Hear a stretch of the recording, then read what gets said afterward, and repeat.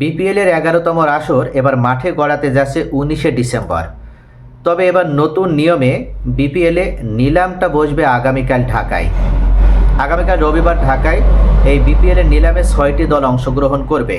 তবে এবার এই 6টি দলের ভিতরে নিলামে অংশগ্রহণ করার পূর্বেই কিন্তু দলগুলো তারা ইতোমধ্যেই বেশ কয়েকজন ক্রিকেটারকে তারা দলে ভিড়িয়েছে।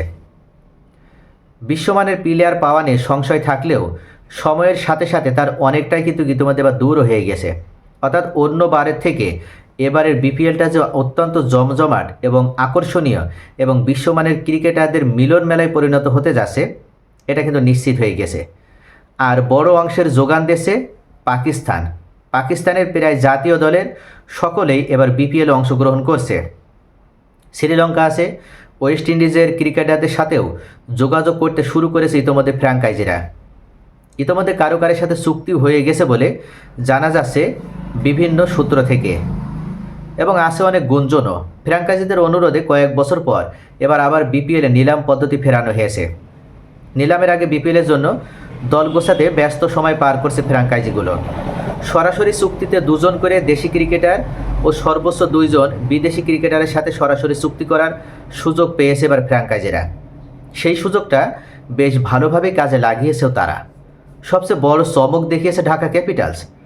আগামী আসরের জন্য তারা তাসকিন আহমেদ এবং সাইফ হাসানের সাথে চুক্তি করেছে। এছাড়া বিদেশি কোটায় তারা অ্যালেক্স হেলস এবং উসমান খানকে দলে ভিড়িয়েছে। এখনও কোনো বিদেশি ক্রিকেটারের আনুষ্ঠানিক খবর জানায়নি রাজশাহী ওয়ারিয়র্স। তবে দেশি ক্রিকেটার হিসেবে নাজমুল হোসেন শান্ত ও তানজিদ হাসান তামিমের সাথে তারা চুক্তি করেছে। অন্যদিকে আসন্ন আসরেও রংপুর রাইডার্সের হয়ে খেলবেন দলটির নিয়মিত অধিনায়ক নুরুল হাসান সোহান, সাথে মোস্তাফিজুর রহমানকে দলে নিয়েছে তারা।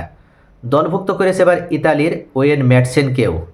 ইতিমধ্যে হয়তো আপনারা যারা ক্রিকেট দেখছেন তারা জানেন যে আগামী 2026 যে টি20 বিশ্বকাপ, সেখানে ইতালি কিন্তু কোয়ালিফাই করেছে, এবং ইতালির এই কোয়ালিফাইয়ের পেছনে সবথেকে বড় ভূমিকা পালন করেছে এই ওয়েন ম্যাটসেন। এবার সেই ওয়েন ম্যাটসেনকে রংপুর রাইডার্স দলে ভিড়িয়েছে। এছাড়া ডেভিড মালান, কাইল মায়ার্স ও খাজা নাফের সাথে আলোচনা চালিয়ে যাচ্ছে তারা। এছাড়া দলটার কোচিং প্যানেলে দেখা যাবে নিয়মিত মুখ মিকি আর্থারকে। তবে এবার নেই সোহেল ইসলাম, তার দায়িত্ব নিয়েছেন সিলেট টাইটার্সের। এই দলটার হয়ে ব্যাটিং কোচের দায়িত্ব পালন করবেন ইমরুল কায়েস।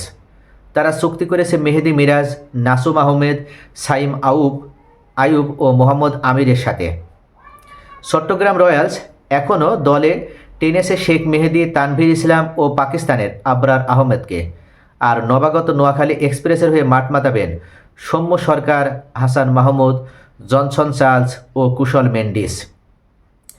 তো আপাতত দল গোছানোর কাজে যতটুকু এগোনোর কথা ছিল, এই 6টা ফ্র্যাঞ্চাইজি টিম তারা বেশ ভালোই কিন্তু দল গুছিয়েছে। যাদেরকে এবার দলে নেওয়া হয়েছে সকলেই কিন্তু বিশ্বমানের ক্রিকেটার, এবং এবারের এই 11তম আসর যে অত্যন্ত জমজমাট একটা আসর হতে চলেছে, এটা কিন্তু নিঃসন্দেহে ইতিমধ্যে নিশ্চিত হয়ে গিয়েছে।